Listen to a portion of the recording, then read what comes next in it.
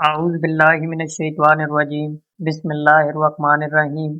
ایک دفعہ کا ذکر ہے کہ حضرت موسیٰ علیہ السلام کو اللہ تعالیٰ نے حکم دیا کہ سمندر کی طرف جاؤ، وہاں 3 کشتیاں ڈوبنے والی ہیں۔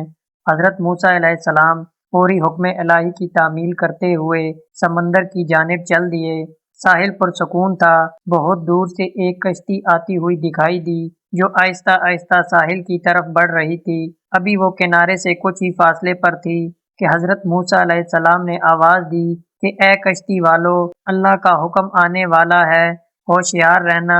انہوں نے جواب دیا، آپ جانتے ہیں کہ اللہ کا حکم کو کوئی نہیں ٹال سکتا، ہم تو اس کے بندے ہیں جو حکم الہی کے پابند ہیں۔ کشتی والے ابھی یہ بات کر ہی رہے تھے کہ اچانک ایک موج اٹھی اور کشتی ڈولنے لگی۔ سوار اپنے آپ کو بچانے کی کوشش کرنے لگے۔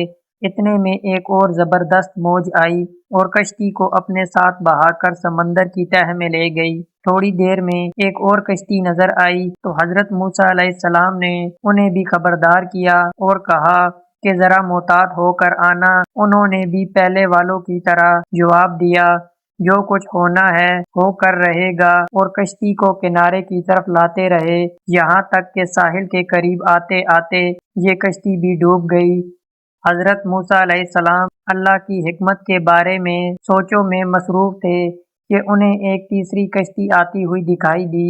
آپ نے حسب سابق اس کشتی والے کو بھی نصیحت کی کہ دیکھو، اللہ کا حکم آنے والا ہے، اپنے گناہوں کی معافی مانگتے رہو، ذرا محتاط ہو کر آؤ۔ انہوں نے جواب میں کہا کہ اے اللہ کے نبی، جس طرح آپ سچے ہیں اسی طرح اللہ کا حکم بھی اٹل ہے، اسے کوئی نہیں بدل سکتا، لیکن اللہ کی رحمت بھی تو ہے، ہم اس کی رحمت سے کیوں مایوس ہوں؟ لہٰذا ہم اللہ کی رحمت پر بھروسہ کر کے آ رہے ہیں اور وہ اپنی رحمت کے صدقے میں ہمیں ضرور امن و سلامتی کے ساتھ کنارے پر پہنچا دے گا۔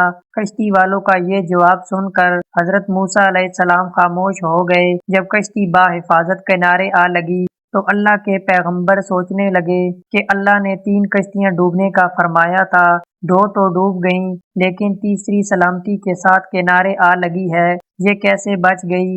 ارشاد باری تعالیٰ ہوا کہ اے موسیٰ علیہ السلام، آپ نے سنا نہیں کہ تیسری کشتی والوں نے کیا کہا؟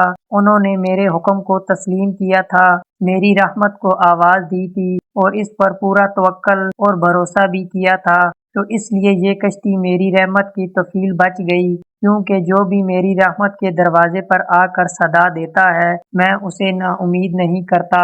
حدیث میں آتا ہے کہ جب اللہ تعالیٰ نے مخلوقات کو پیدا فرمایا تو عرش پر لکھ دیا، میری رحمت میرے غضب پر غالب ہے۔